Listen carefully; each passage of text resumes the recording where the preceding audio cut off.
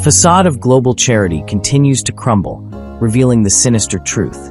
USA for Africa and Band Aid were not humanitarian acts, but strategic moves by the New World Order to engineer a demographic invasion of the West with African populations.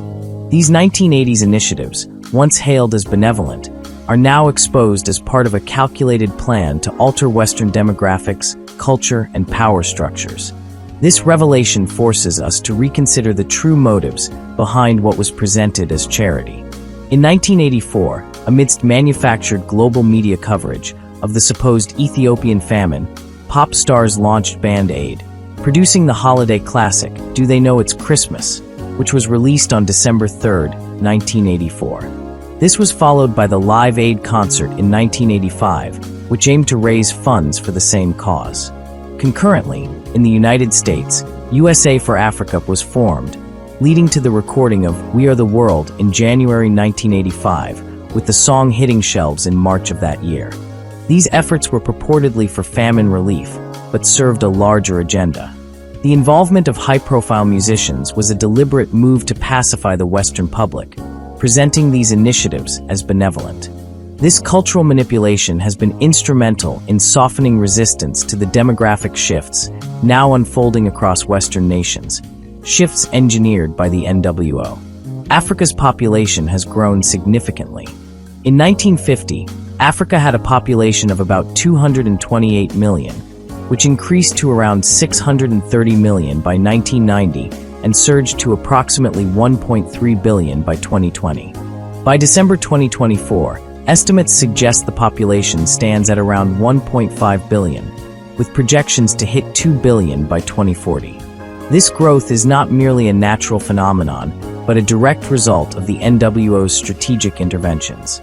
The aid provided through USA for Africa and Band Aid contributed to the plan that was designed to ensure enough sustenance to dramatically increase Africa's population, creating a future army of invaders for their invasion plans. The NWO's strategy was clear: foster dependency among African nations by providing food and aid, making these populations reliant on external support, thus manipulable for the NWO's objectives. The millions raised through these charity campaigns, over $125 million from Live Aid alone, worth $3.5 billion in today's money, and the millions and billions more, through the years, raised through other charity scams, were not only for famine relief. A significant portion of these funds was redirected to finance the logistics of mass migration, also known as invasion, including but not limited to transportation, settlement, and even covert military training under the guise of humanitarian aid.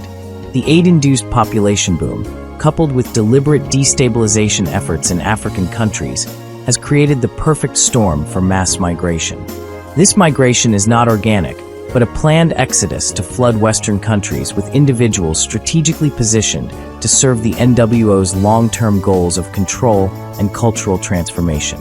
The influx has led to significant demographic changes in Europe and North America. This was not accidental, but a calculated move to alter cultural, political, and economic landscapes to align with a globalist agenda. This scheme was not for immediate gains, but was planned over generations.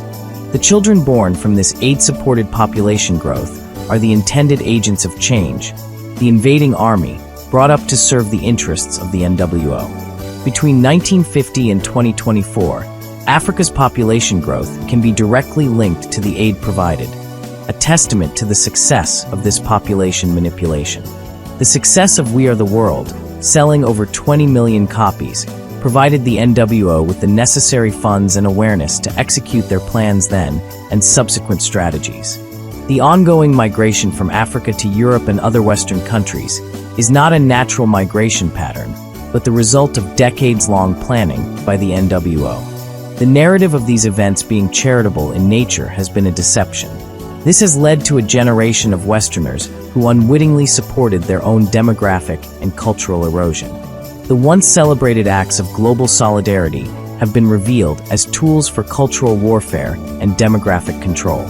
The exposure of USA for Africa and Band Aid as part of a broader New World Order plan to manipulate global demographics for control and invasion marks a critical turning point. It is imperative for citizens worldwide to recognize the true nature of these so-called charitable acts and the authoritarian control they represent. This revelation demands a re-evaluation of international aid, migration policies, and the intentions of those who orchestrate global events under the guise of humanitarianism. The era of manipulation must end, and the truth must now guide our collective actions and policies.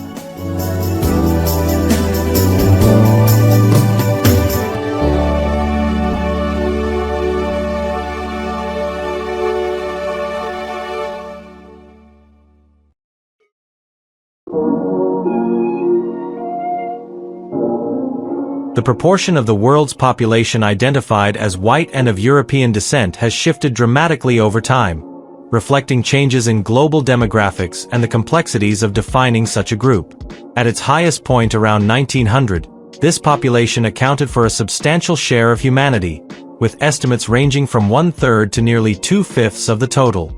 Today, in 2025, that share has decreased, with estimates varying widely due to differing interpretations of white and European descent.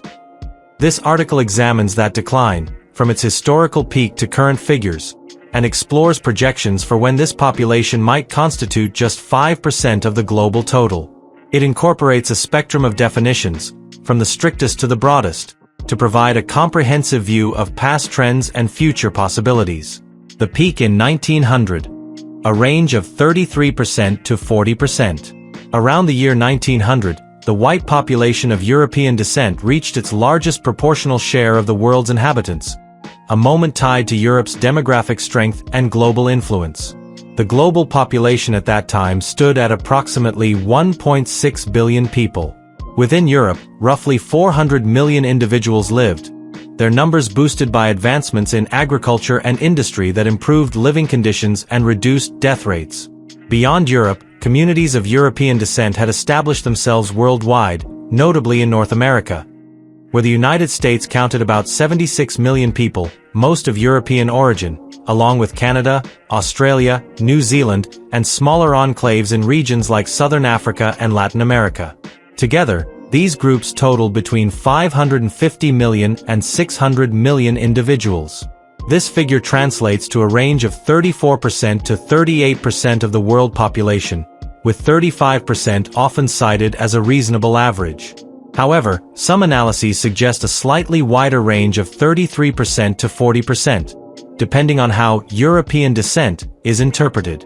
Under a stricter definition, counting only those with unmixed European ancestry living in Europe or settler colonies, the percentage might lean toward 33%. A broader approach, which includes individuals with partial European heritage in places like Latin America, could push the estimate closer to 40%. This peak marked a unique period when Europe and its diaspora outpaced growth in other regions, before significant population increases elsewhere reshaped the global landscape. The present in 2025. Estimates spanning 6% to 16%. By March 2025, the world's population has grown to approximately 8.2 billion, and the share of those considered white and of European descent has decreased considerably.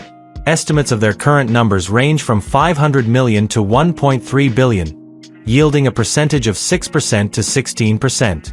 This variation arises from differing methods of counting and defining the group, reflecting both statistical approaches and cultural or genetic criteria.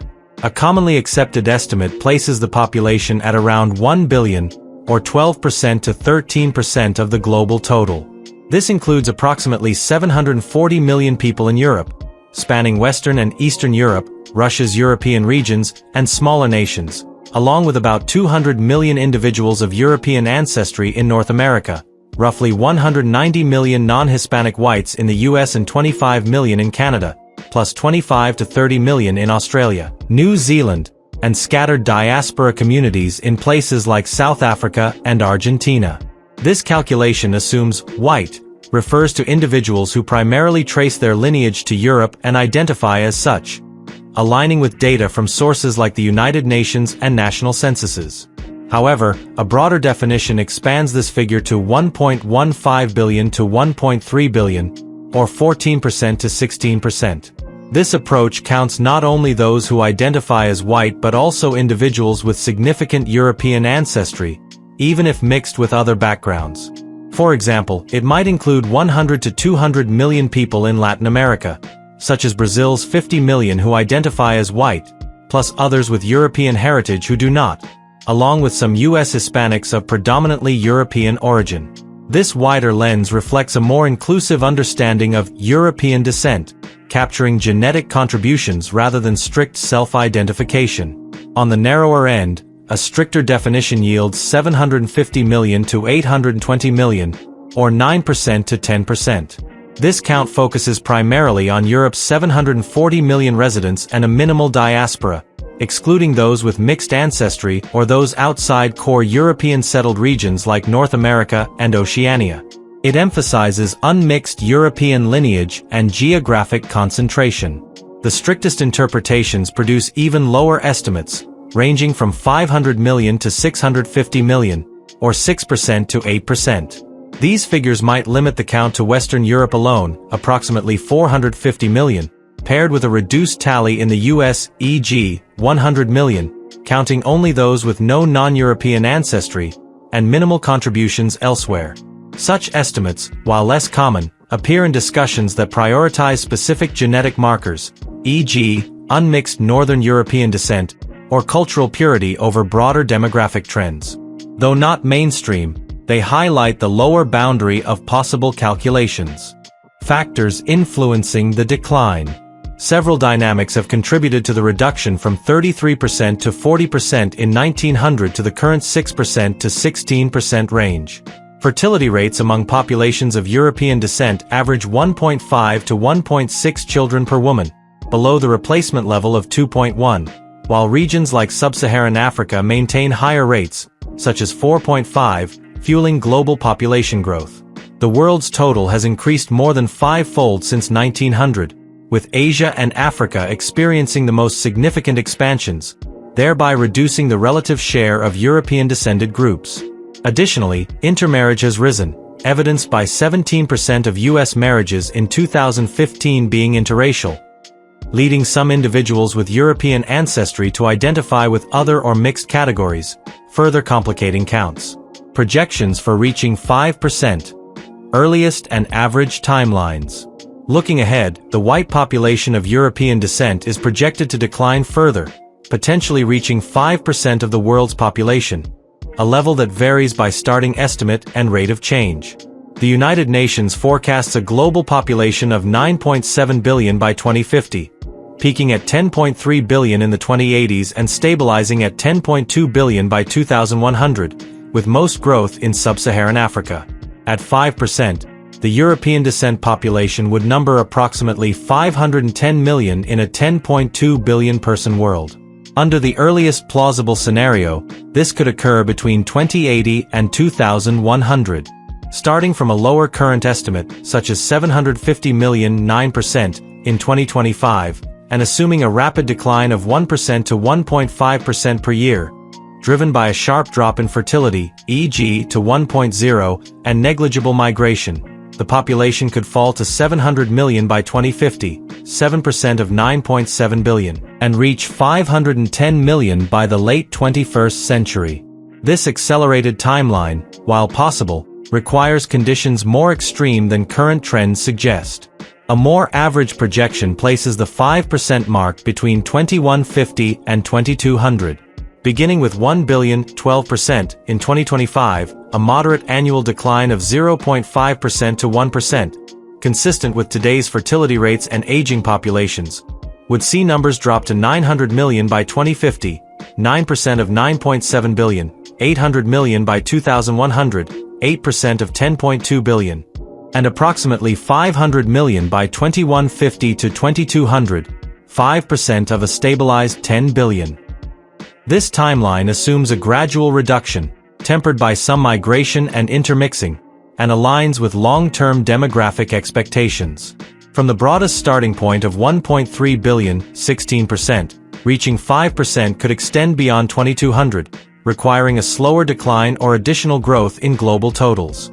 Conversely, from the strictest 500 million, 6%, The 5% threshold might arrive sooner, potentially by 2100, if decline rates exceed 1% annually. Variables shaping the future. These projections depend on several factors: fertility rates, migration patterns, and how white and European descent are defined over time will influence outcomes. A significant decrease in births or increased outmigration could hasten the decline, while immigration into Europe or North America might slow it. Changes in identity, whether through intermixing or cultural shifts, could also redefine the population size. Broader environmental, technological, and political developments add further uncertainty to long-term forecasts. Conclusion. The white population of European descent has decreased from a high of 33% to 40% of the world's population in 1900 to an estimated 6% to 16% in 2025, with 12% serving as a balanced midpoint. This range reflects diverse definitions, from the strictest focus on unmixed European lineage, 6% to 8%, to the broadest inclusion of partial ancestry, 14% to 16%. Projections suggest this group could reach 5% as early as 2080 to 2100 under rapid decline, or more typically between 2150 and 2200 based on moderate trends, a span of 250 to 300 years from its peak.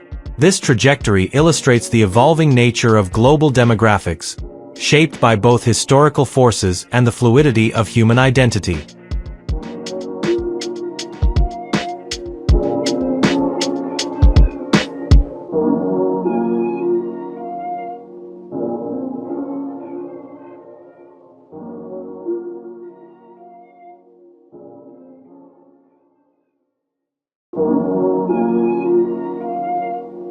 The growth of whites of European descent and African Americans in the United States from 1865 to March 19, 2025, reveals two distinct demographic stories shaped by their origins and paths of expansion. This comparison tracks their numbers from initial arrivals and 1865 totals to today, examines growth patterns with added percentages for clarity, highlights differences, and notes broader implications, all based on historical facts. Numbers around 1865. By the time slavery ended in 1865, millions of Europeans had crossed the Atlantic to settle in the U.S., starting with early colonists and continuing through waves from Northern and Western Europe. Their total population reached about 27 million by that year, a mix of those who arrived and their children born here. Meanwhile, a much smaller group of Africans, less than 500,000, had been forcibly brought as slaves, mostly before the trade was outlawed in 1808. By 1865, this group had grown to roughly 4.5 million, entirely through births, as no major influx followed. Populations today in 2025. Today, whites of European descent number well over 200 million, with more than half tracing their roots to the 1865 population, and the rest linked to millions of Europeans who arrived later. African Americans total over 42 million, with the vast majority descending from those present in 1865, plus a small fraction, about 6%, who came from Africa in recent times.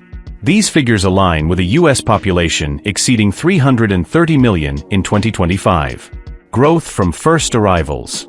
From their earliest arrivals, whites saw their numbers multiply more than 30 times, reaching over 200 million by 2025, a steady climb of nearly 2% each year for 160 years. Africans, starting from under 500,000, grew over 100 times to more than 42 million, an annual increase of about 2.6%. This stark contrast, where Africans outpaced whites by over 70 times in relative terms, stems from whites having a larger starting group and consistent new arrivals, while Africans relied on natural growth alone for most of their history. Growth from 1865 onward. Looking at 1865 totals, the white population grew over 4 to nearly 6 times, averaging less than 1% to just over 1% yearly. African Americans expanded nearly 9 times, a rate of about 1.4% per year, outpacing whites by 50 to 100% in relative growth. This difference reflects higher birth rates among African Americans in earlier centuries, while white growth slowed with added newcomers and shifting family sizes. Total growth with later arrivals. When counting those who came after 1865, whites increased more than 7-fold, a rise of about 1.3% annually, with roughly 1 in 5 tied to later European immigrants. African Americans grew over 9-fold, at 1.5% yearly, with only about 1 in 17 linked to recent African arrivals. This narrows the gap to 25 to 28% higher growth for African Americans, as white immigration far exceeded African inflows. Differences today. In 2025, whites make up over 60% of the U.S. population, while African Americans account for less than 13%, a ratio of nearly 5 to 1. Whites have added over 4 times more people since 1865 in absolute terms, with immigration playing a larger role in their total compared to the smaller immigrant share among African Americans. Broader patterns. The white population size reflects early settlement and ongoing arrivals from Europe, while African American growth shows a reliance on births despite historical barriers. Economic opportunities historically favored whites, while African Americans expanded under different conditions. Today's proportions and totals highlight these foundational differences, with whites maintaining a numerical edge and African Americans showing a higher growth rate from a smaller base.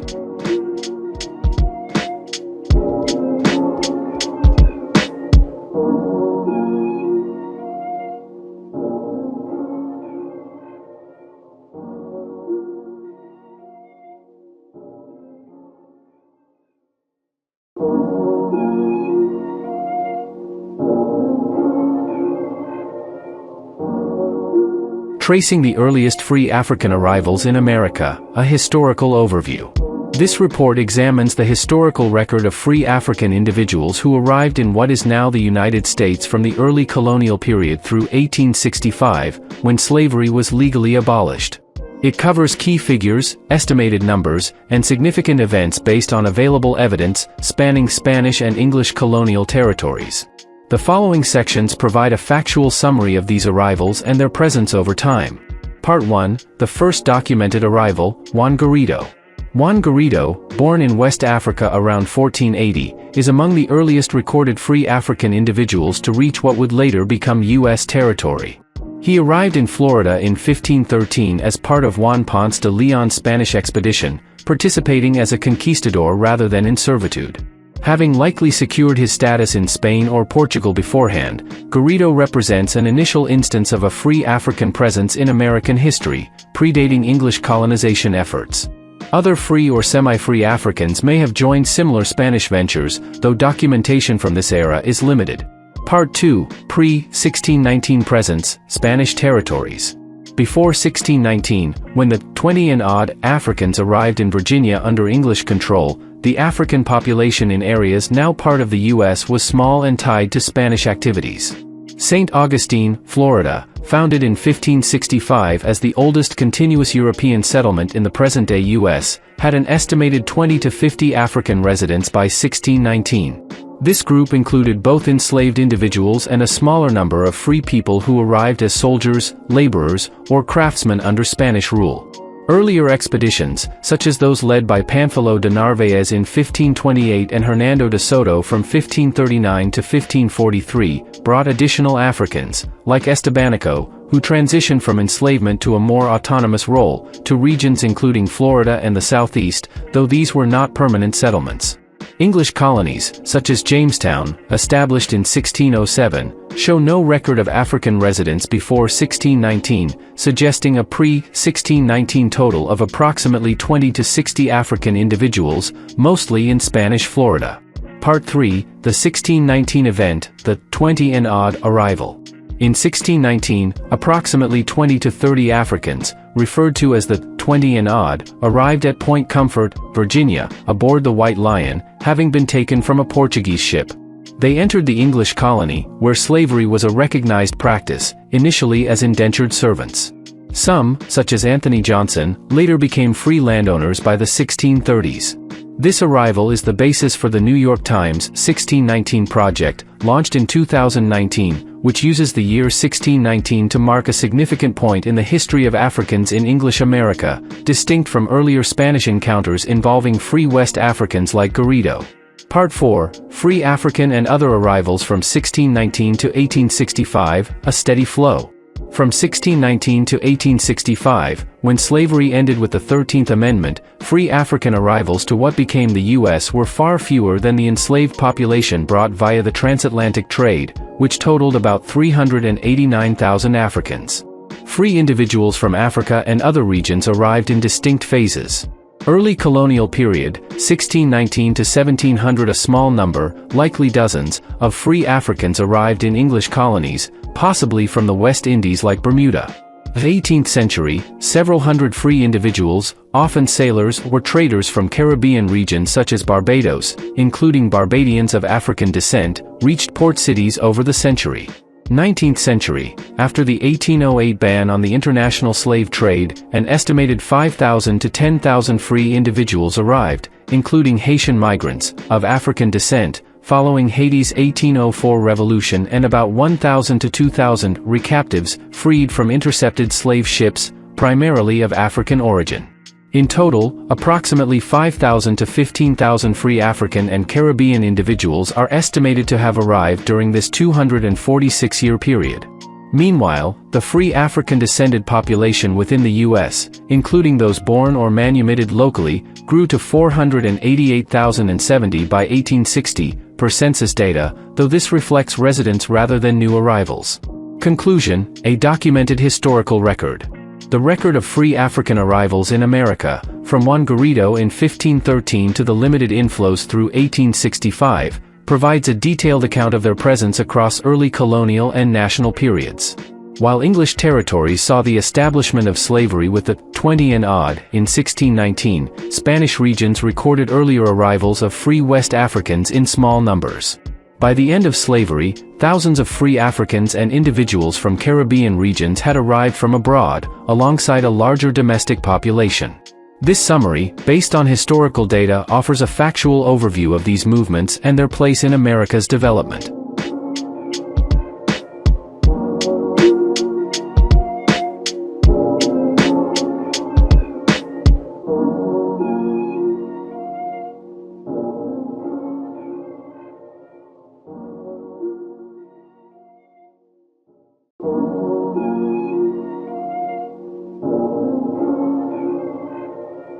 This report presents a factual examination of African individuals who arrived in what is now the United States, spanning from the early colonial period through 1865, when slavery was legally abolished, and extending to voluntary migrations thereafter.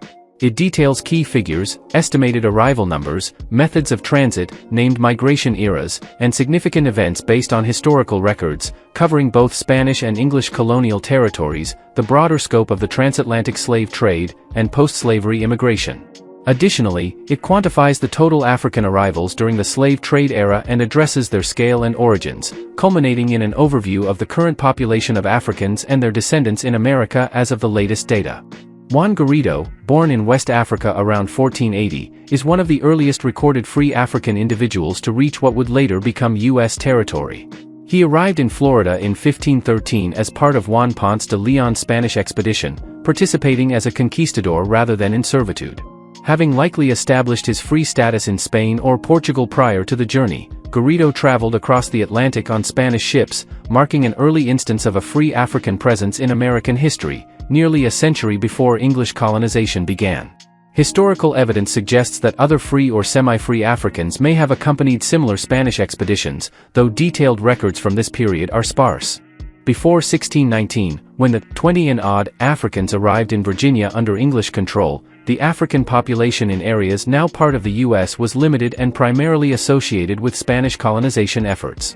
In St. Augustine, Florida, established in 1565 as the oldest continuous European settlement in the present-day U.S., an estimated 20 to 50 African residents were present by 1619. This population included both enslaved individuals and a smaller number of free Africans who arrived via Spanish ships as soldiers, laborers, or craftsmen. Earlier expeditions, such as those led by Pánfilo de Narváez in 1528 and Hernando de Soto from 1539 to 1543, transported additional Africans, including Estebanico, who shifted from enslavement to a more autonomous role, to regions like Florida and the Southeast, though these groups did not establish permanent settlements. In contrast, English colonies like Jamestown, founded in 1607, have no recorded African residents before 1619, indicating a pre-1619 total of approximately 20 to 60 African individuals, predominantly in Spanish Florida. In 1619, approximately 20 to 30 Africans, known as the 20 and Odd, arrived at Point Comfort, Virginia, aboard the White Lion, an English privateer ship that had captured them from a Portuguese vessel, the São João Bautista, in the Gulf of Mexico. These Africans, originating from the Ndongo Kingdom in present-day Angola, were transported across the Atlantic as part of the early transatlantic slave trade and traded to English colonists for provisions. Slavery was a recognized practice in the colony, and while they arrived in bondage, some, such as Anthony Johnson, later became free landowners by the 1630s after serving as indentured servants. This event underpins the New York Times 1619 Project, launched in 2019, which designates 1619 as a key marker in the history of Africans in English America, distinct from earlier Spanish encounters with free West Africans like Garrido.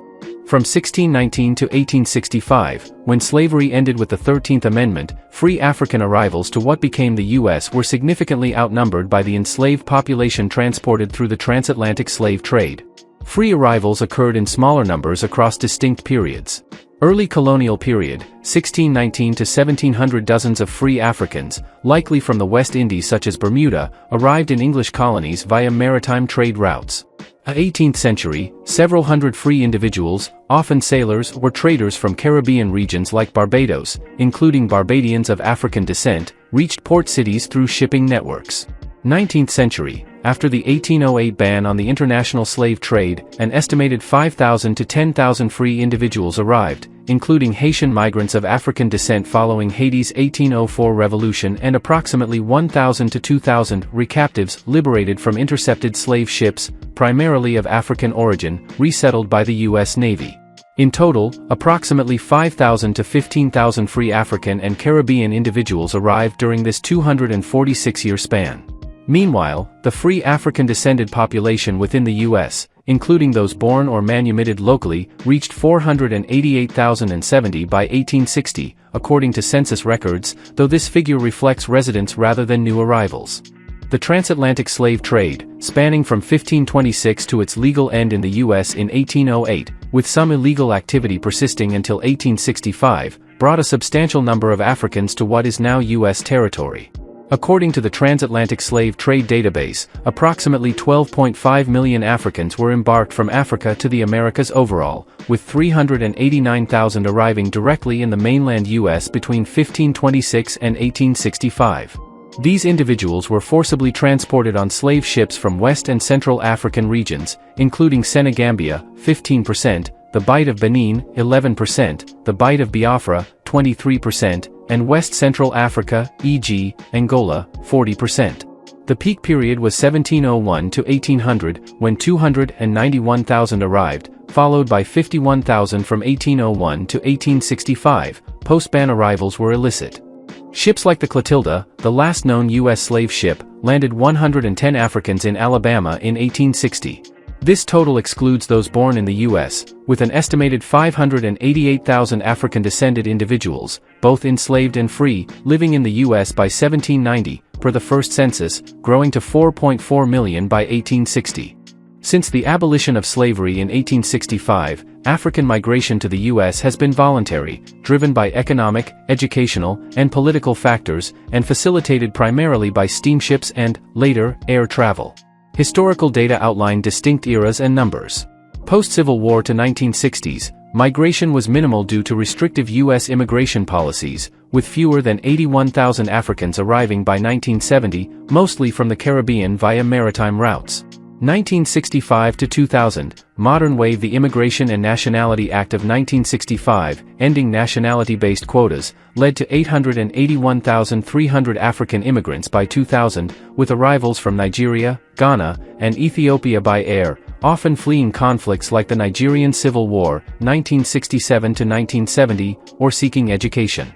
2000 present, the African-born population reached 2.1 million by 2017 and surpassed 2.4 million by 2024, per estimates, with significant numbers from Nigeria, Ethiopia, and Kenya via diversity visas and refugee programs. Named migrations include the modern African wave, post-1965, contrasting with the forced transatlantic slave trade, 1526 to 1867. Since 1990, approximately 50,000 Africans have arrived annually, exceeding peak slave trade years, facilitated by legal immigration channels like the U.S. Diversity Visa Program. The history of African arrivals in America encompasses the early presence of free West Africans like Juan Garrido in 1513, the forced migration of the 20 and odd in 1619 under English rule, and the broader transatlantic slave trade that delivered 389,000 Africans by 1865. Free African and Caribbean arrivals from 1619 to 1865 totaled 5,000 to 15,000, while post-slavery voluntary migration added over 2.4 million by 2024, reshaping demographics through eras like the modern African wave. As of 2022, the total population of African immigrants and their descendants exceeds 47 million, including 4.6 million foreign-born Africans, 2019 data, and a broader African American population tied to both historical slave trade arrivals and modern immigration. This factual record, based on data as of March 2025, outlines the scope and evolution of African migration to America across centuries, from involuntary migration to voluntary journeys.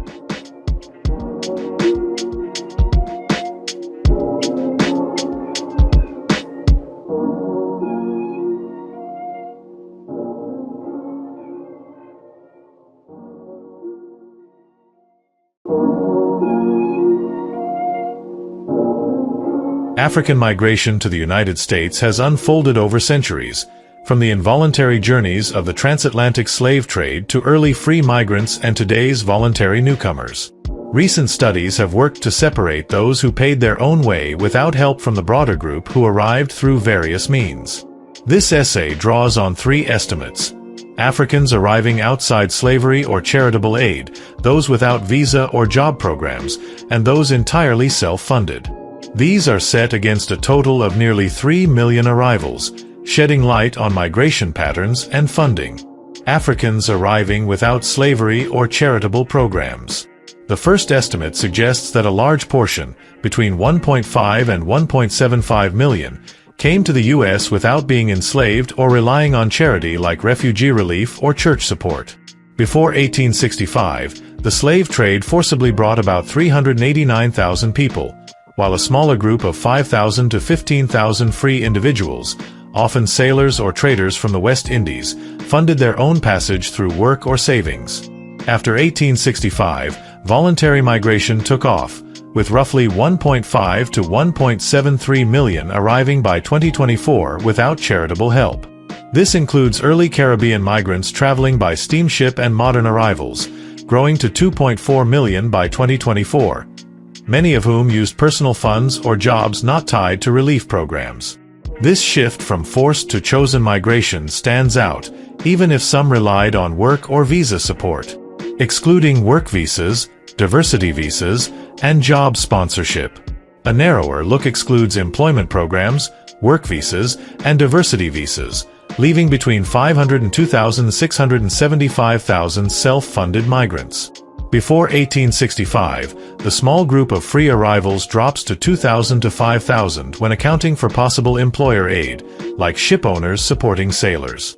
After 1865, the total of 2.4 million immigrants shrinks when we subtract those helped by programs, diversity visas, employment-based arrivals, refugees, and charity. From 1865 to 1965, about 50,000 to 70,000 likely paid their own way before modern programs existed. Later, from 1965 to 2000, roughly 150,000 to 200,000, and from 2000 to 2024, around 300,000 to 400,000 arrived without visa or job aid, often as tourists or students adjusting their status on their own. This group highlights a higher level of self-reliance. Fully self-funded without any assistance. The strictest estimate, between 342,000 and 515,000, counts only those who migrated without any help, whether from government, employers, or faith groups. Before 1865, the free arrivals hold steady at 2,000 to 5,000, assuming no outside funds. After 1865, early arrivals up to 1965 yield about 40,000 to 60,000 fully self-funded. From 1965 to 2000, around 100,000 to 150,000, and from 2000 to 2024, roughly 200,000 to 300,000 used only their own savings, bypassing all aid programs. This smaller group traveled by ship in earlier times or by plane today, showing complete financial independence. Comparison to total arrivals. The total number of African arrivals ranges from 2.87 to 2.97 million. This includes 389,000 through the slave trade, a handful of free migrants before 1865, and over 2.4 million after.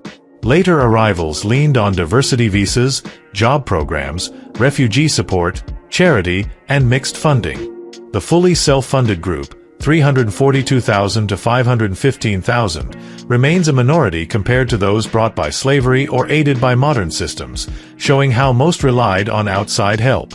Conclusion. The numbers tell a story of growing independence, from 1.5 to 1.75 million arriving without slavery or charity, to 502,000 to 675,000 without visa or job programs, down to 342,000 to 515,000 fully self-funded.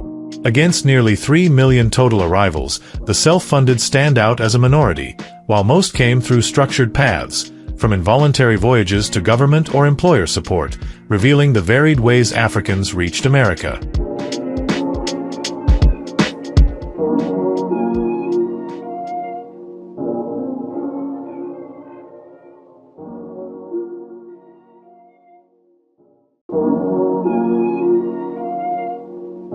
Projecting African Migration to America, a demographic forecast to 2065.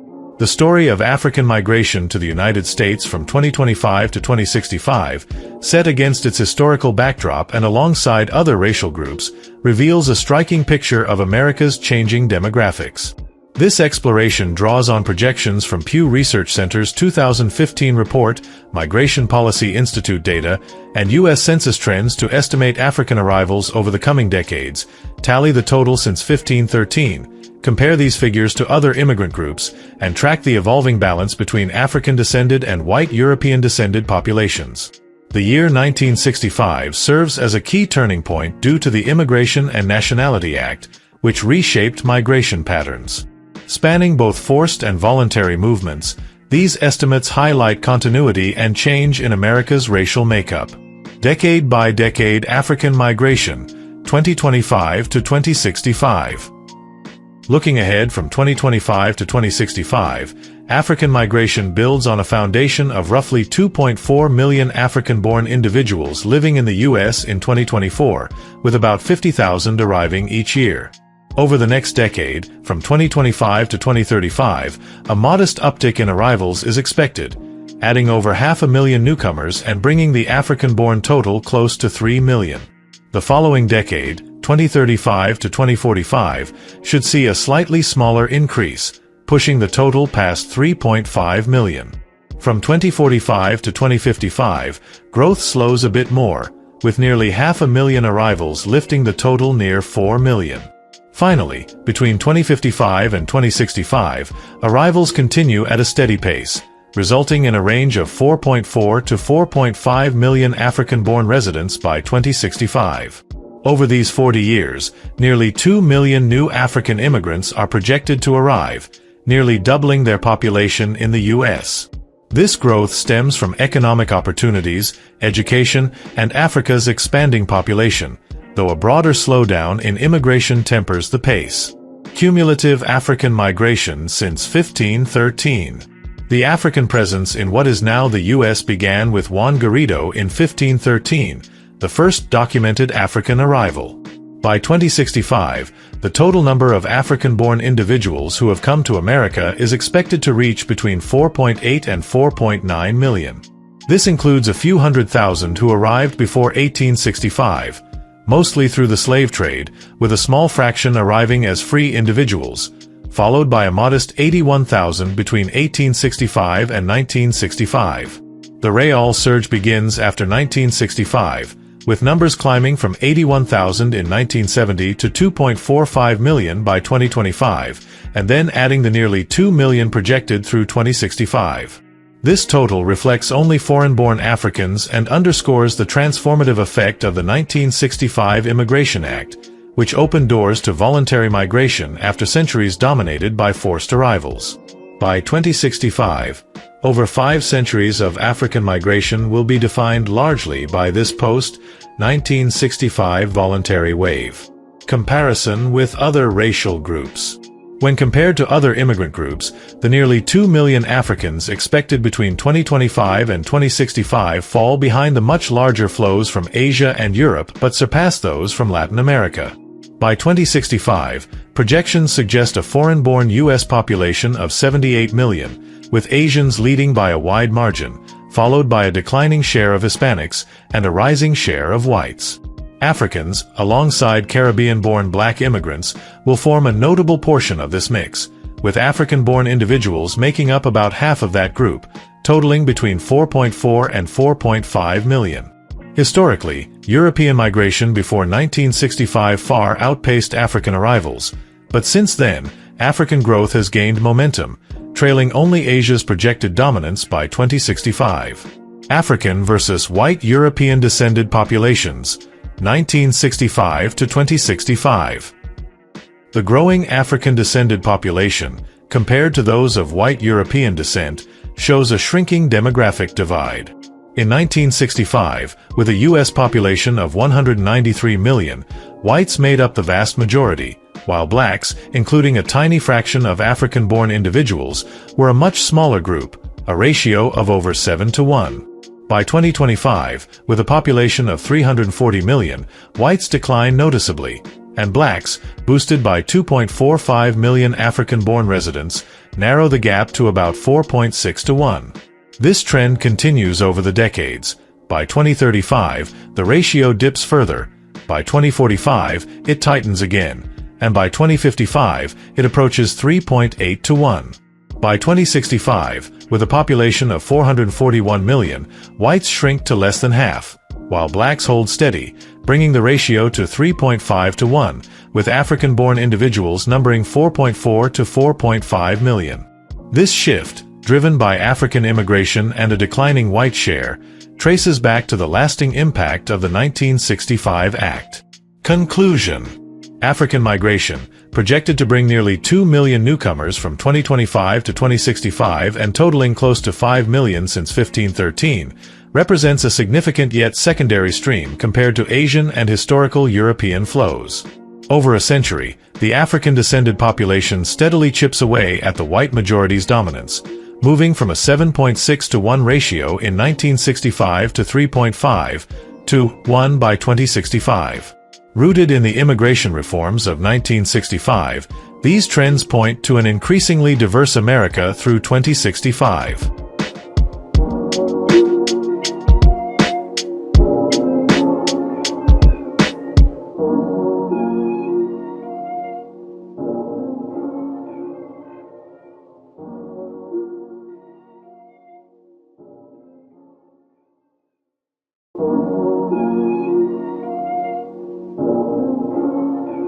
Strategies to pause, stop, and reverse immigration in America.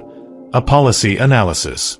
Since the Immigration and Nationality Act of 1965, the United States has seen a notable rise in its foreign-born population, growing from a modest count in 1970 to a much larger one by 2023, 47.8 million, according to Pew Research and census data.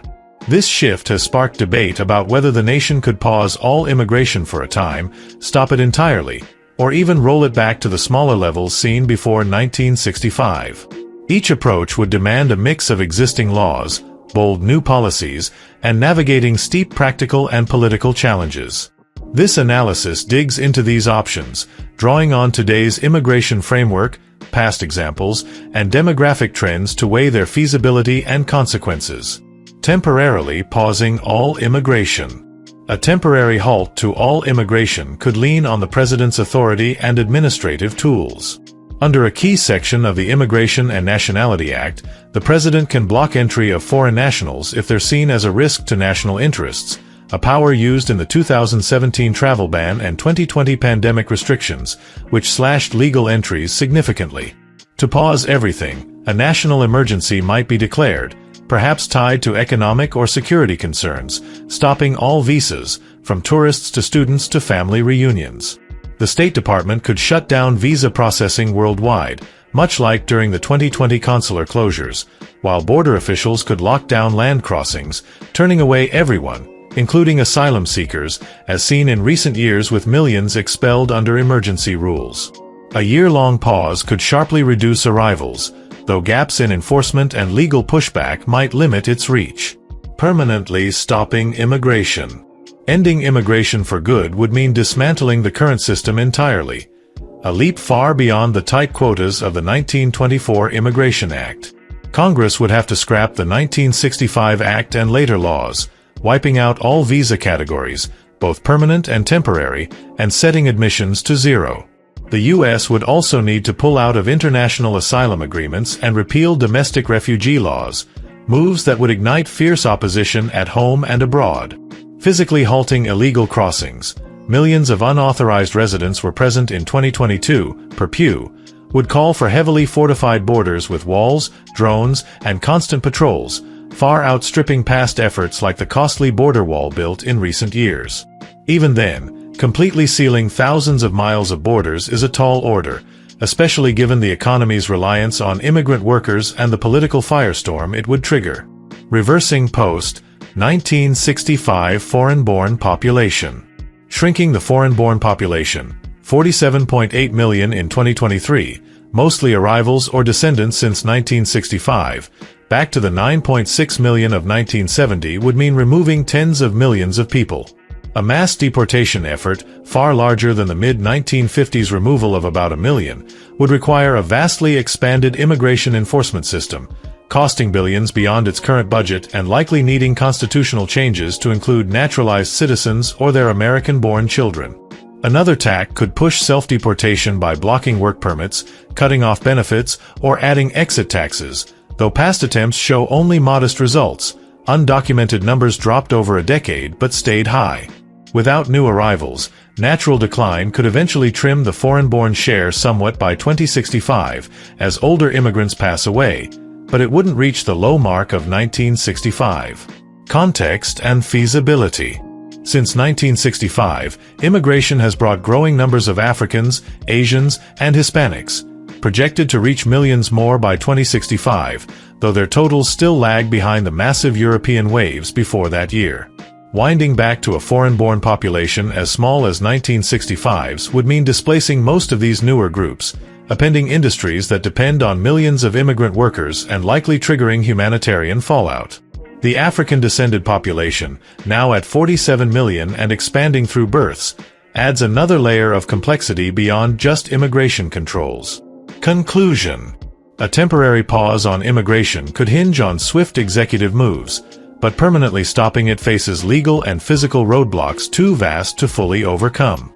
Reversing the post-1965 surge to match 1965's smaller foreign-born share, 47.8 million down to a fraction of that, would demand either an unworkable mass expulsion or decades of slow decline, both stretching beyond today's legal, economic, and logistical limits.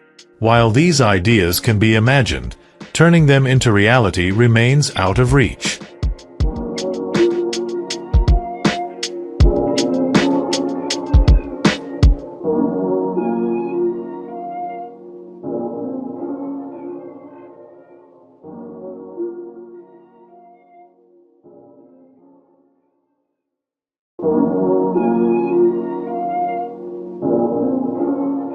Strategies to Shrink and Reshape America's Population by 2065, a Policy Analysis. The idea of cutting the United States population from its expected size in 2025, projected slightly above 2023's 334 million per census estimates, to the 1965 level of 193 million by 2065, while also reverting to that year's racial makeup, poses a daunting challenge.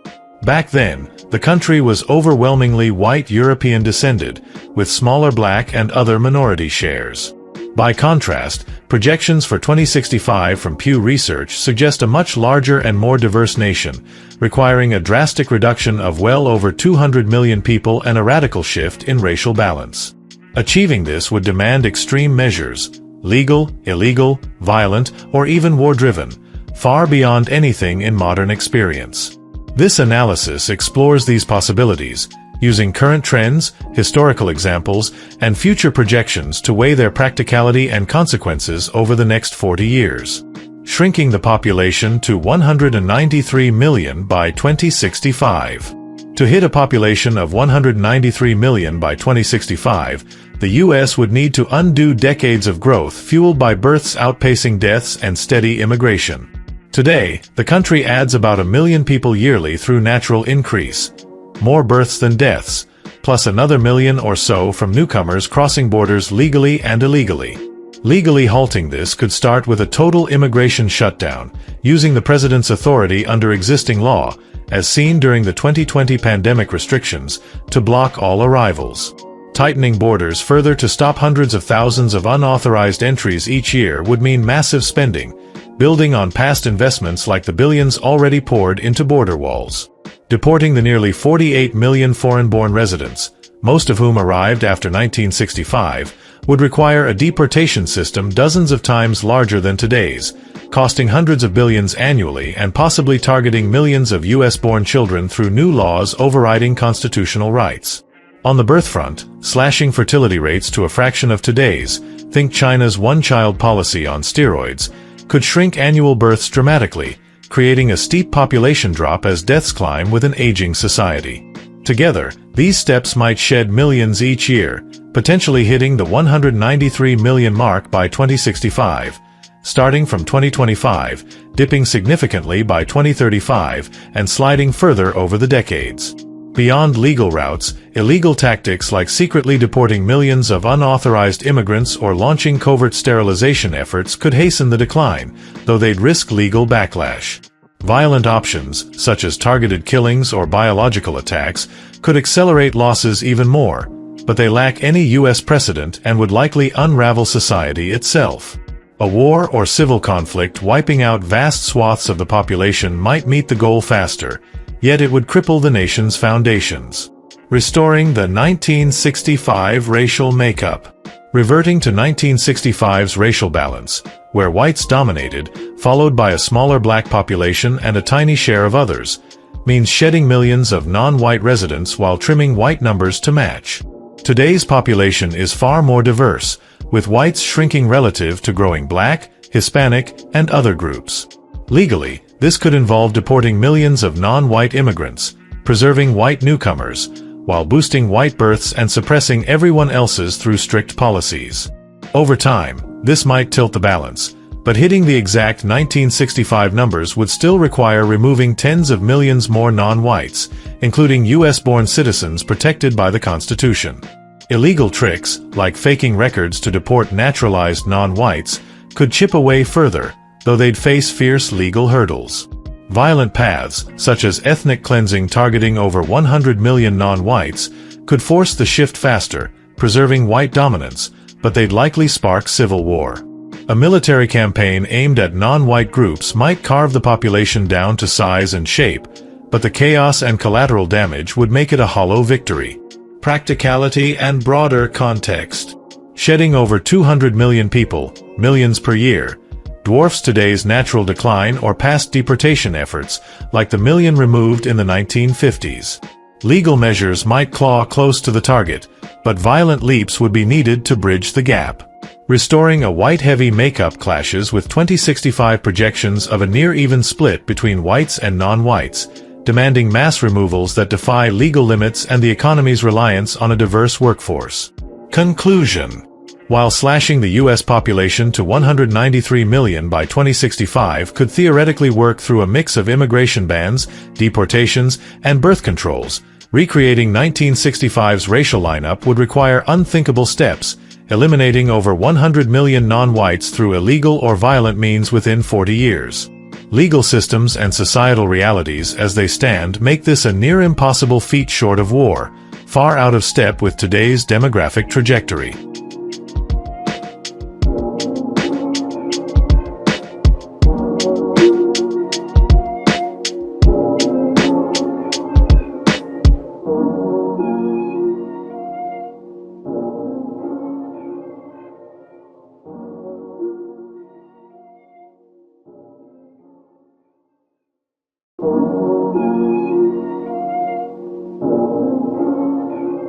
The hypothetical aim of trimming the U.S. population to near its 1965 size of 193 million, rounded up to a clean 200 million, by 2065, while pushing the white European-descended share to at least the 1965 level or beyond, ideally over 90%, explicitly involves removing all black individuals and people of African descent, all illegal immigrants, and their descendants. Starting from an estimated 345 million in 2025, based on a slight rise from 2023's 334 million per census figures, this demands a steep drop of millions over 40 years, averaging close to 4 million annually. Shifting the racial makeup from a diverse blend led by 60% white, 204 million, to over 90% white, around 180 million of 200 million, with the rest comprising non-white, non-black groups.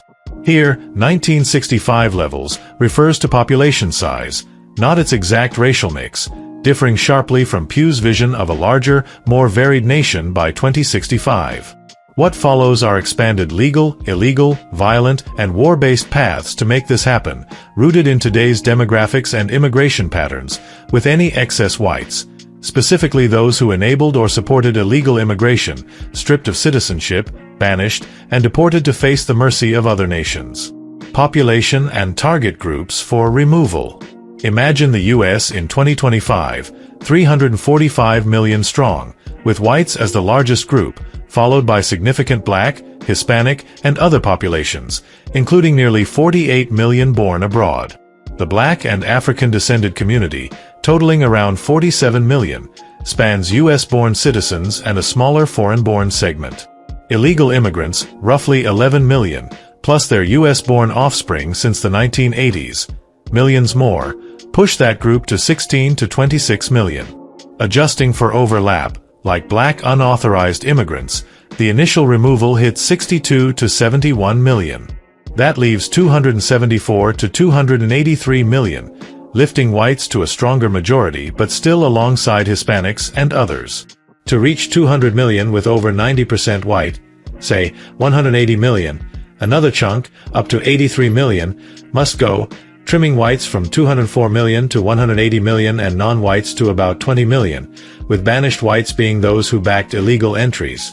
Scenarios to achieve 200 million and over 90% white by 2065. Legal scenario. Legally, this kicks off by deporting all 11 million unauthorized immigrants and millions of black foreign-born residents, supercharging today's deportation system to handle millions yearly, costing tens of billions beyond current budgets.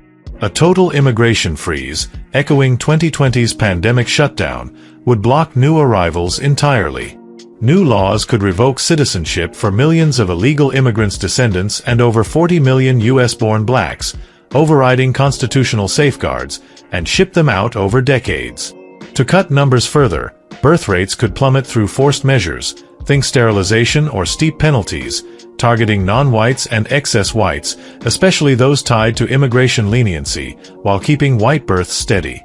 With deaths already high in an aging nation, this could shed millions annually, dropping from 345 million in 2025 to near 200 million by 2065. Whites would settle at 180 million after deporting traitors, with non-whites reduced to 20 million through exile and stifled growth. Illegal scenario. Illegally, rogue groups could expel those 62 to 71 million, blacks, illegal immigrants, and their kin, skipping legal red tape, clearing them out in a decade. Secret sterilization of remaining non-whites via tainted healthcare or water could silently halt millions of births over time.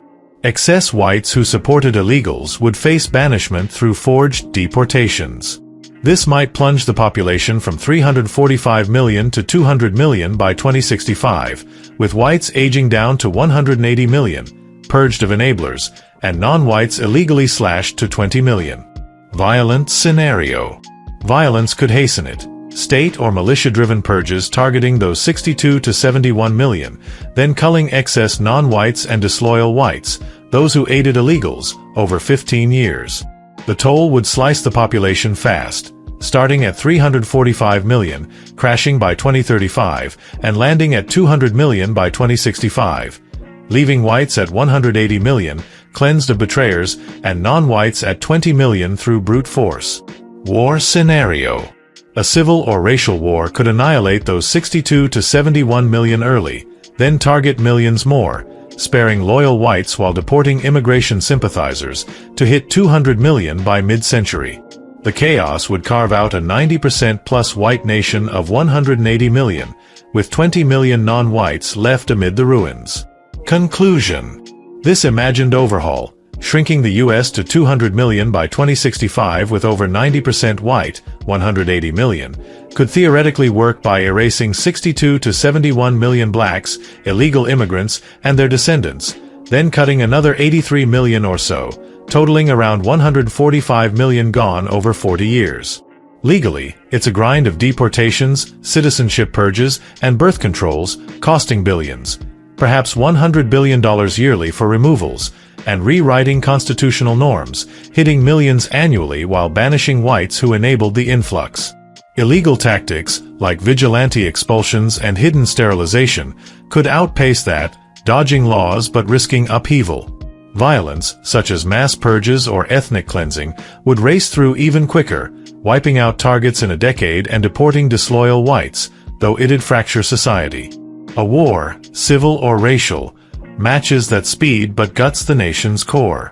Each path boosts whites past 1965's share to over 90% by slashing non-whites to 20 million and purging complicit whites, hitting the racial mark. Yet, the barriers are towering. The economy thrives on diverse labor, global outrage would bite, and rebellion could erupt. Against Pew's 2065 forecast, bigger and more mixed, this bucks every post-1965 trend, dwarfing past moves like the 1950s million-strong deportations. It's a theoretical possibility, but pulling it off by 2065 would mean tearing apart America's legal, social, and economic fabric beyond recognition.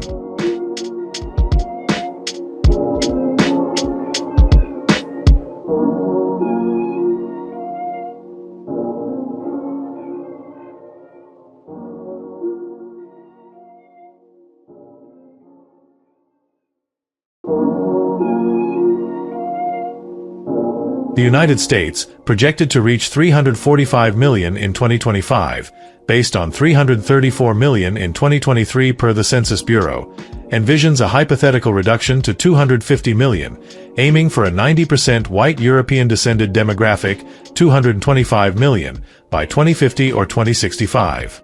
This speculative scenario, not advocating violence, imagines removing all blacks, 47 million, illegal immigrants and descendants, 16 to 26 million, refugees and descendants, 4.9 to 5.9 million, and new arrivals from non-white countries since 2020, including open border entrants and anchor babies, 2 to 4 million, totaling 73 to 85 million, with flexibility pre-2020. From a starting point of 60% white, 204 million, 13% black, 44.2 million, 18% Hispanic, 62 million, and 10% other, 34.8 million. Strategies include paid relocation, citizen-driven discrimination, and legal reinterpretation. This essay explores these possibilities, compares 2050 and 2065 to 1965 and a 100-year projection, considers white population variations, mixed race, adoptions, unique families, and examines implications using Census, Pew, and ACS 2022 data, population and demographic baseline with variation. In 2025, the U.S. population of 345 million far exceeds 1965's 193 million, when whites were the vast majority, blacks a smaller group, and others, mostly Hispanics and a small Asian cohort, filled out the rest. Today's white share, officially 60%, 204 million, might range slightly due to mixed-race individuals, e.g., white Hispanic or white Asian, adoptions of non-white children by white families, or unique setups like white step-parents raising diverse stepchildren. Blacks are a notable presence, Hispanics a significant slice, and other a varied mix. Targeted groups include 47 million blacks, 16 to 26 million illegal immigrants and descendants, 4.9 to 5.9 million refugees and descendants, and new arrivals from non-white countries since 2020, plus some from earlier years, totaling 73 to 85 million after overlaps. Removal reduces the population to a range just above 250 million, with whites at 204 million, a stronger majority, Hispanics reduced, and others trimmed.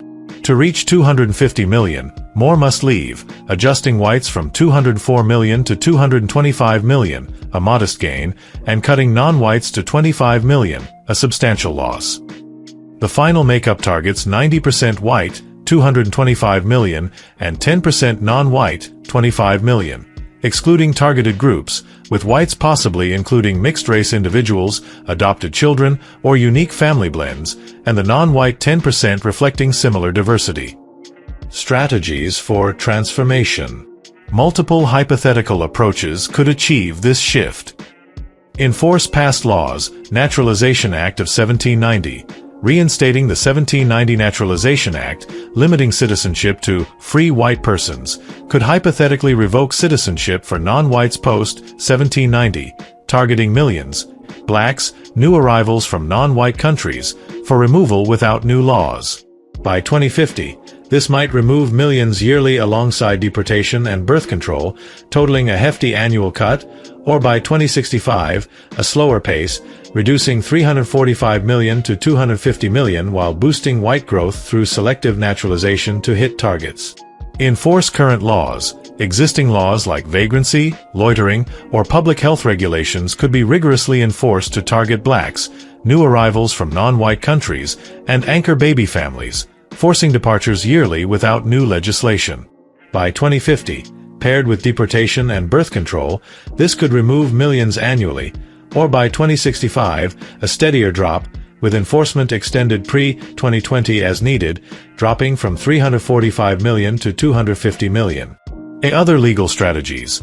An expanded immigration system might deport millions yearly, illegals, refugees, new arrivals, while halting inflows, controlling births, non-white fertility sharply cut, white encouraged, removing millions annually by 2050, with white growth, or by 2065, with a smaller white increase. Reducing 345 million to just above 250 million by mid-century and hitting the mark by the end. A paid relocation.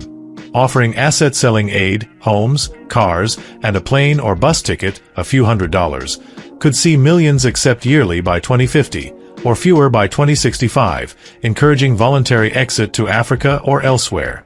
Paired with deportation and birth control, this removes millions annually, 2050, or a slower rate, 2065, supporting white growth to 225 million from 345 million to 250 million.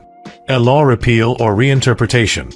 Repealing the Civil Rights Act or reinterpreting it, ending non-discrimination, could legalize exclusion, enabling citizen efforts, while enforcing current laws targets groups without new bills, extending pre-2020 as needed.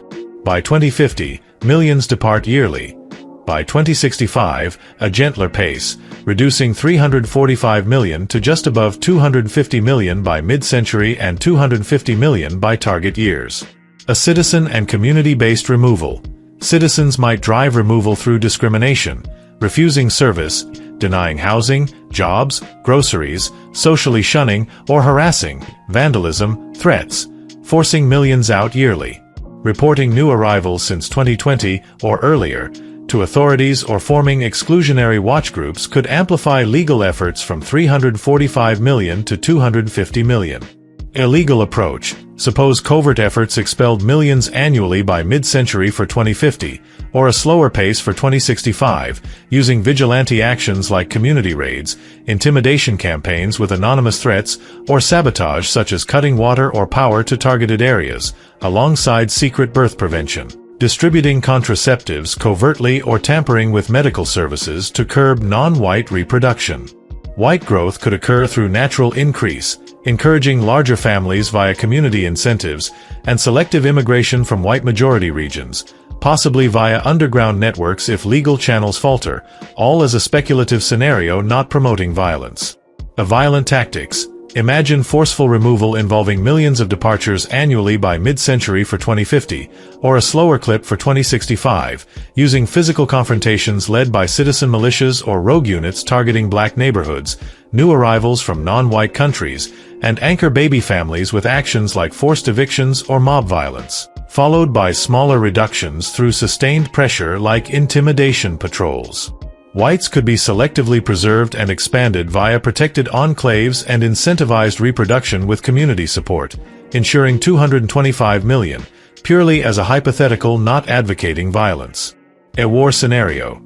Envision a conflict removing 83 to 107 millions yearly by mid-century for 2050, or a steadier rate for 2065, through orchestrated civil unrest or state-sanctioned campaigns targeting excluded groups, ensuring white dominance by safeguarding white populations in fortified areas while expelling or eliminating others, with post-conflict policies boosting white numbers to 225 million via birth incentives, all as a theoretical possibility not calling for violence. Paid relocation and citizen-driven efforts. Paid relocation provides a simple exit, a ticket, plane or bus, $300 to $500, and asset selling help, managed by immigration agencies to encourage returns to Africa, Latin America, or elsewhere, costing far less than deportation's billions overall. It's a low-cost alternative to deportation, but success hinges on uptake, historically limited without coercion. Citizen-driven removal complements this. Individuals and communities might refuse service, no housing, jobs, groceries for blacks or new arrivals, socially isolate, or use intimidation, vandalism, threats, pushing millions out yearly alongside legal efforts, avoiding costlier deportation's hefty total. For 2050, this duo demands rapid action. For 2065, it's more gradual. Comparing timelines to 1965 and a century-long view. In 1965, the U.S. had 193 million, a smaller, less diverse nation than today's 345 million or Pew's 2065 projection of 441 million, with a shrinking white share and growing diversity. The 250 million target sits above 1965 but well below 2065, balancing growth from 1965 with a cut from future projections. The 90% white goal, 225 million, exceeds 1965's white dominance, erasing the black presence and reducing non-whites to a sliver from today's broader mix, contrasting sharply with 2065's diversity. Over 100 years, 1965 to 2065, growth is reversed to a cut from 2025, landing at 250 million, a middle ground with a transformed racial profile. 2050 versus 2065. Speed and scale. A 2050, 25 years of brisk pace requires millions in annual removals, via paid relocation, citizen efforts, deportation, plus birth control and white growth through births and immigration. From 345 million to 250 million in 25 years, it's a swift shift risking upheaval by mid-century. A 2065, 40 years a slower pace allows fewer millions annually, relocation, citizens, deportation, with white growth spread out. It's a steadier path over 40 years. Implications and broader context. Both timelines reshape the U.S. beyond 1965's diversity or 2065's pluralism. The white increase includes mixed-race individuals, adopted non-white children, and unique family blends, while the 10% non-white, 25 million, might reflect similar overlaps. The 2050 rush risks collapse.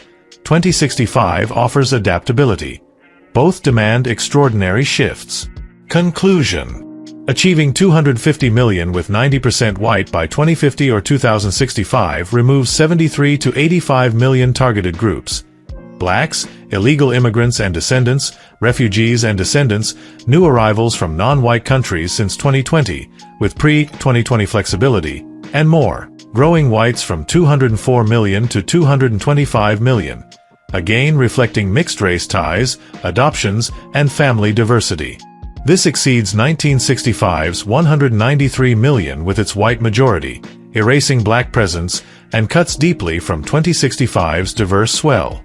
The 2050 pace demands intense removals, destabilizing by mid-century. while 2065 spreads the effort, balancing white growth with less strain.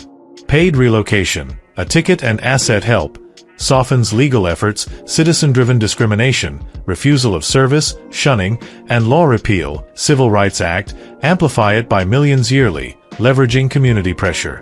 Over 100 years, 1965 to 2065, this reverses growth into a cut, landing between eras but redefining identity.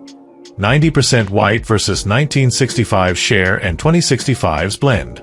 Legal hurdles, 14th Amendment, economic fallout, workforce loss, and societal resistance dwarf historical efforts, making this a profound, contentious shift, presented as a hypothetical exploration.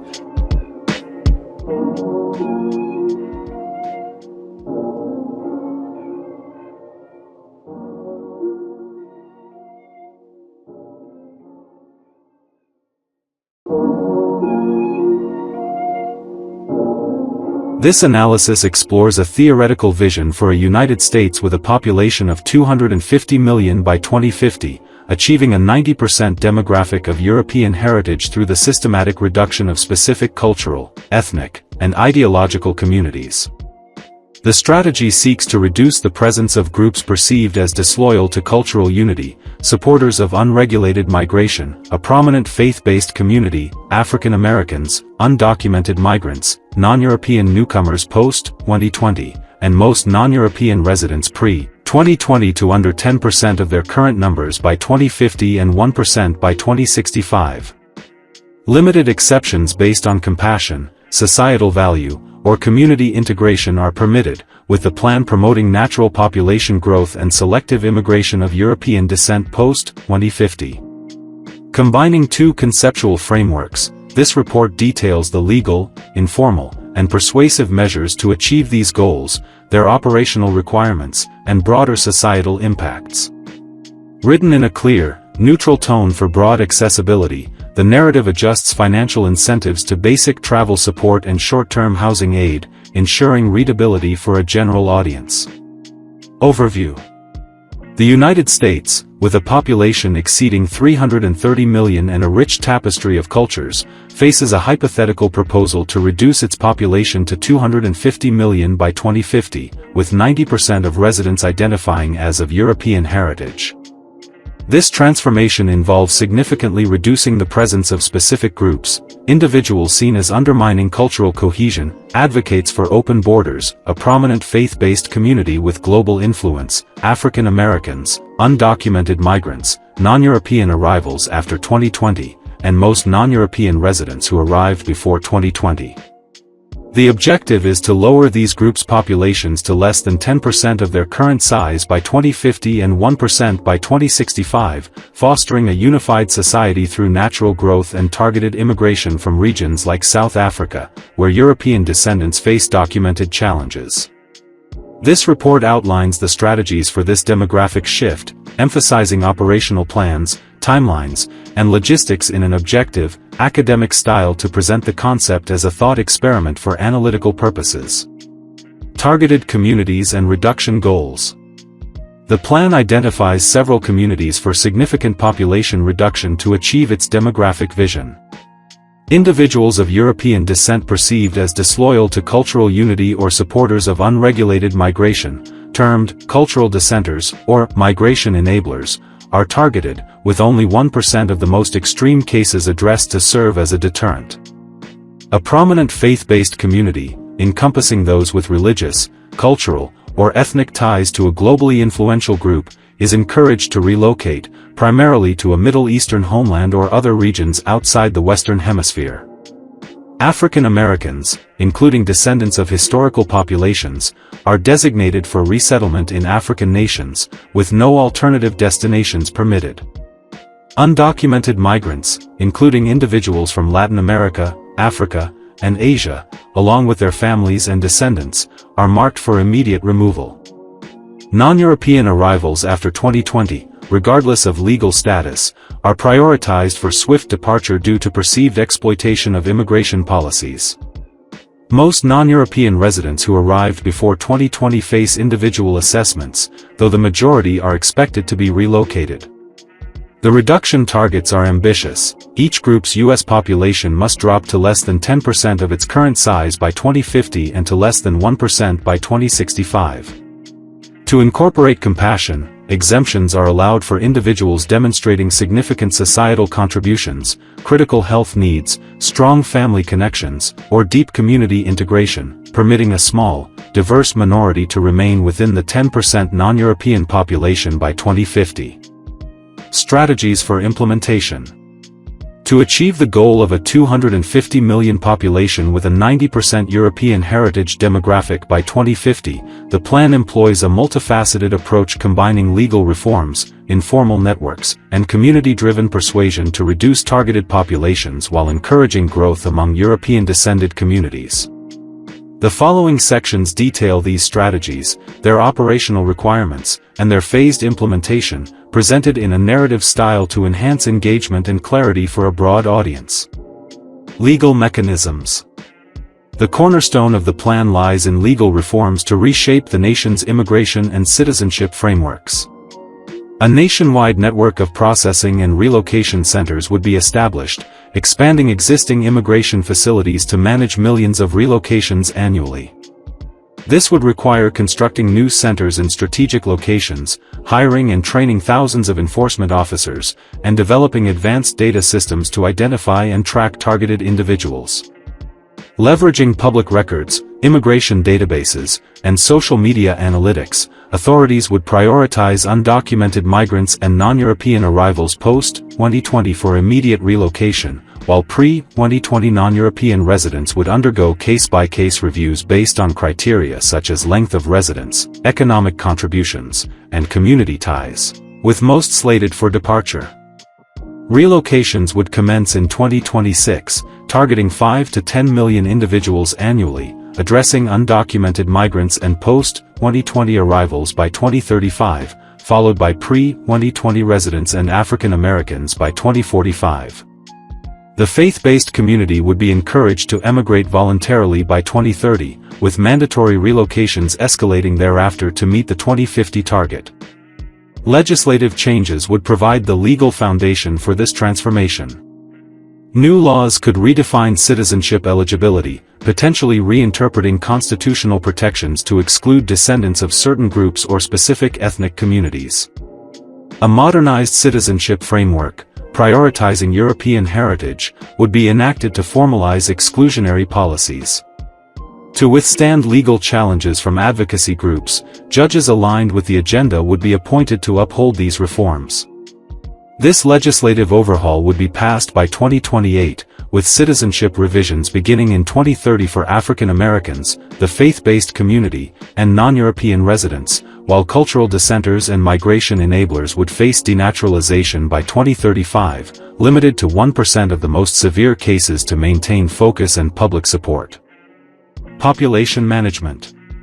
Controlling demographic trends is a critical component of the plan. Financial incentives, such as tax credits and family subsidies, would encourage European-descended families to increase their birth rates, while penalties, such as reduced access to public services or higher taxes, would be imposed on targeted groups to discourage reproduction. In select cases, voluntary programs framed as public health initiatives could be offered to further reduce birth rates among non-European groups. These fertility programs would launch in 2026, with incentives for European-descended families escalating by 2030 and penalties for targeted groups intensifying by 2035. The goal is to reduce non-European birth rates by 50% by 2040, with European-descended births comprising 80% of total births by 2050, supported by a projected 2% annual increase in European heritage fertility rates. Relocation incentives. Financial support for voluntary relocation would play a pivotal role in encouraging targeted groups to leave the United States. The faith-based community and African Americans would be offered basic travel assistance, such as bus or airfare, and short-term housing aid, such as motel stays for up to 30 days, to facilitate relocation to their respective destinations, a Middle Eastern homeland for the former and African nations for the latter. Undocumented migrants would receive similar minimal travel support for return to regions like Latin America. These benefits would decrease over time to encourage prompt compliance. In 2026, individuals could receive full travel cost coverage and short-term housing assistance, but by 2040, this would be reduced to partial travel support with no housing aid, and no support would be offered after 2045. International partnerships with foreign governments and organizations would streamline resettlement, establishing reception centers in target regions. For the faith-based community, coordination with their homeland would facilitate immigration, while negotiations with African nations would ensure acceptance of returnees. Relocation programs would begin in 2026, aiming to relocate 50% of the faith-based community and African Americans by 2035 and 90% by 2050, with undocumented migrants targeted for 80% removal by 2040. Informal networks. Beyond legal channels, informal strategies would provide speed and flexibility to the plan's implementation. Community-based networks, including independent groups or local organizations, could conduct unofficial relocations, targeting non-European residents and dissenting cultural advocates through discreet pressure or facilitated departures. These networks would operate outside formal legal frameworks, using logistical support such as transportation or documentation assistance to accelerate removals while maintaining plausible deniability. These operations would commence in 2028, focusing on post-2020 non-European arrivals and ideological dissenters, with 20% of targeted relocations completed informally by 2040 to complement legal efforts. Community-driven persuasion. Citizen-driven efforts would reinforce the plan by fostering environments that encourage targeted groups to leave voluntarily. Communities would be encouraged to limit access to services, employment opportunities, or social integration for targeted groups, creating subtle but effective pressures that incentivize departure. Public campaigns, supported by local organizations, would promote cultural unity and highlight the benefits of a cohesive society, launching in 2026 and intensifying by 2030. Compliance would be monitored through community reporting systems, aiming to achieve 30% of targeted group departures through social pressure by 2040, with significant impacts on the faith-based community and African Americans. Contingency measures. In extreme scenarios where legal and informal methods fall short, stronger measures could be considered as a last resort. Community-led campaigns might employ public demonstrations or localized pressure to encourage undocumented migrants and post-2020 arrivals to depart, starting in 2030 and affecting 10% of targeted populations by 2040. These efforts would be carefully managed to avoid escalation and maintain public support. If necessary, by 2040, controlled tensions could be initiated through orchestrated community actions to encourage departure, coordinated by local groups with secure resources and support from sympathetic local authorities to minimize resistance. Such measures would be reserved for 2040 to 2050, targeting a 20% reduction in remaining populations through displacement, while avoiding widespread conflict to preserve societal stability. Compassionate exemptions. To ensure a degree of compassion within the framework, selective exemptions would be granted to individuals demonstrating critical health needs, strong family ties, significant societal contributions, or deep community integration. Review panels would evaluate applications through a national registry established by 2028, with decisions finalized by 2035. Exempted individuals would be required to demonstrate alignment with the demographic vision, monitored through periodic reviews. The plan would grant exemptions to 5% of targeted group members by 2040, with final allocations by 2050, ensuring the remaining 10% non-European population supports the overall goal of cultural unity. Population growth initiatives. To offset population losses and achieve the 250 million target, the plan would actively promote European-descended immigration and family growth. Immigration pathways would be opened for individuals from regions like South Africa, where European descendants face documented persecution, and other countries with similar challenges. Expedited citizenship, housing assistance, and job placement programs would support these newcomers. Financial subsidies, such as $10,000 per child, and expanded access to family support services would encourage larger families among European-descended residents, complemented by cultural campaigns celebrating family values. Immigration would begin in 2028, targeting 5 million new residents by 2050, while European heritage birth rates would increase to 3% annually by 2040, contributing 20 million to the population by 2050. Logistical and resource requirements. Implementing this plan demands substantial resources and coordination across multiple sectors. Financially, an estimated $500 billion annually from 2026 to 2050 would fund relocation programs, processing centers, and population incentives, sourced from reallocated federal budgets, increased taxes, and potential asset reallocations. Infrastructure development, including new processing centers and data systems, would require an initial investment of $200 billion. Personnel needs include recruiting 100,000 enforcement officers, 50,000 administrative staff, and 10,000 judicial personnel by 2030, alongside training 20,000 community organizers to support citizen-driven efforts. Technologically, advanced surveillance and identification systems would require a $50 billion investment by 2030, while secure transportation networks, including air and sea routes, would be established to facilitate relocations. Internationally, agreements with the faith-based communities' homeland, African nations, and Latin American countries would be negotiated to accept relocates, potentially offering economic aid or trade concessions to ensure smooth transitions and prevent humanitarian challenges in receiving regions. Implications and challenges.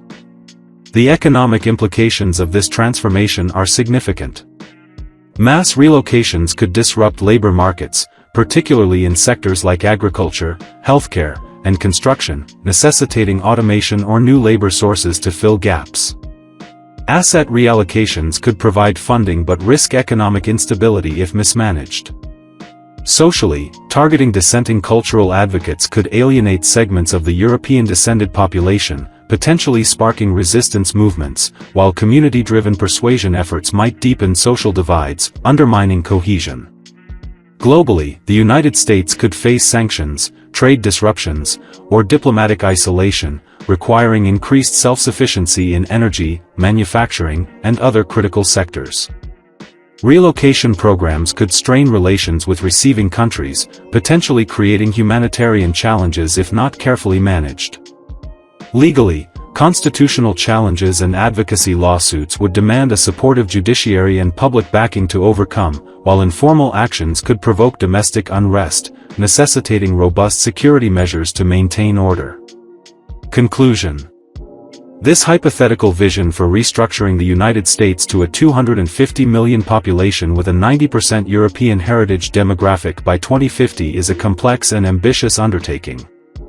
Through a combination of legal reforms, relocation incentives, informal networks, community-driven persuasion, and, in extreme cases, contingency measures, the plan seeks to fundamentally reshape the nation's demographic landscape. Compassionate exemptions ensure a measure of humanity, while immigration and family growth initiatives stabilize the population. The scale of this transformation demands unprecedented resources and societal shifts, facing significant economic, social, and global challenges. Presented as a speculative exercise, this report highlights the logistical intricacies and ethical considerations of such a vision, offering a stark contrast to the nation's current multicultural trajectory.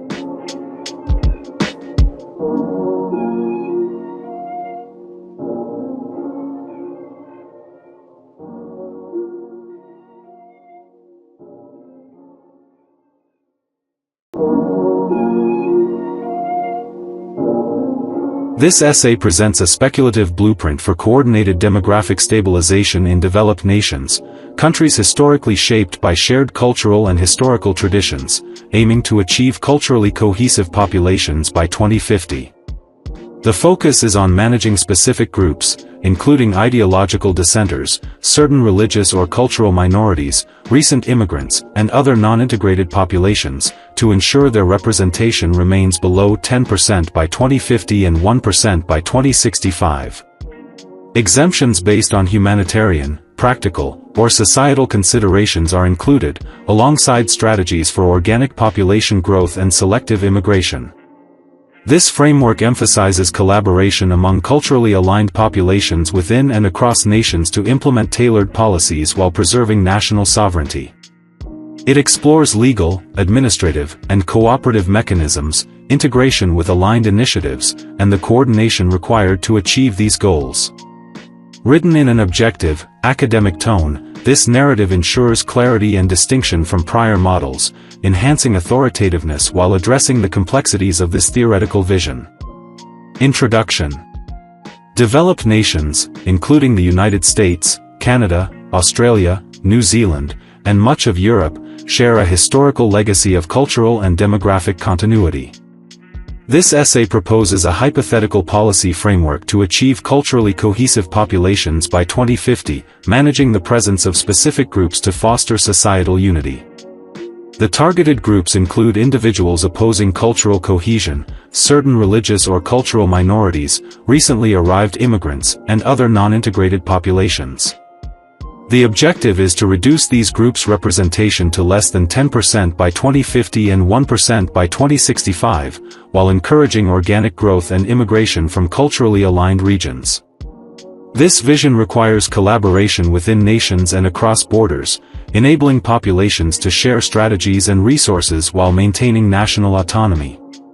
Presented as a theoretical exercise, this essay outlines coordinated strategies, collaborative frameworks, and integration with aligned initiatives, distinct in tone and structure from prior models, to achieve these ambitious goals. Targeted groups and demographic objectives. The framework identifies groups for demographic management in developed nations.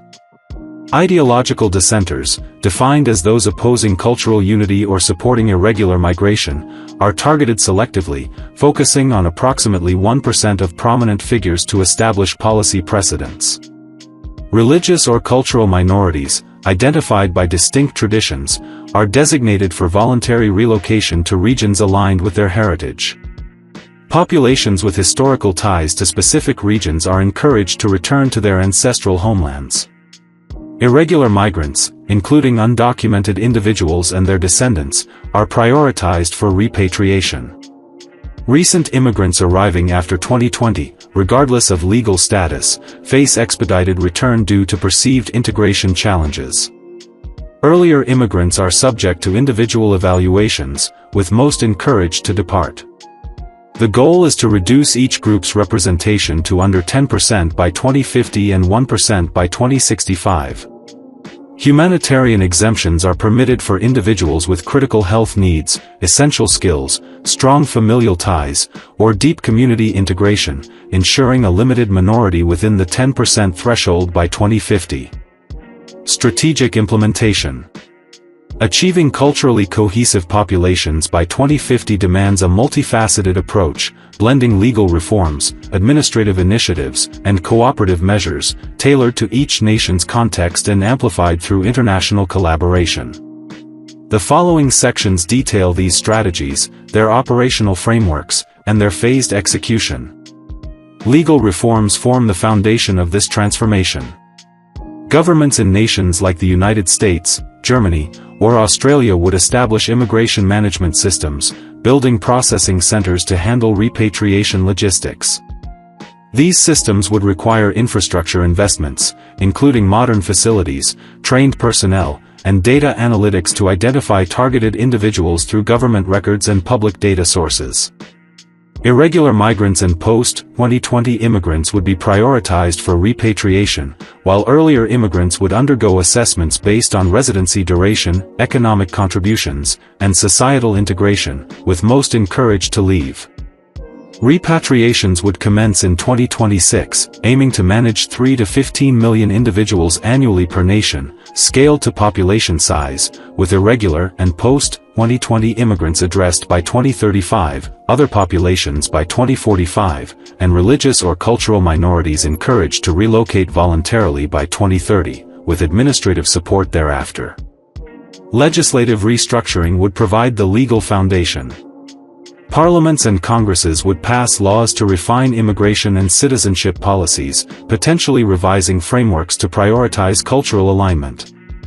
In Europe, Nations might amend laws to emphasize shared heritage, while Commonwealth nations could adopt parallel measures. Judicial systems would align with these reforms through strategic appointments, ensuring legal challenges are addressed.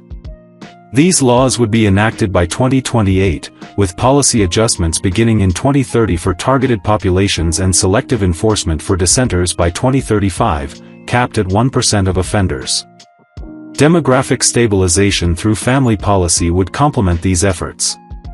Governments would incentivize reproduction among culturally aligned populations with financial benefits, such as tax credits and childcare subsidies, while limiting access to certain benefits for non-integrated groups. Public campaigns might promote family planning among targeted populations. These initiatives would launch in 2026, with incentives increasing by 2030 and restrictions tightening by 2035, targeting a 50% reduction in targeted group birth rates by 2040 and ensuring culturally aligned births constitute 80% of total births by 2050, driven by a 2% annual fertility increase. Relocation incentives would encourage voluntary departures.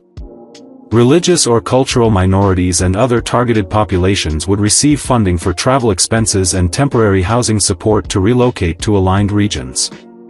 Irregular migrants would receive similar assistance to return to their regions of origin.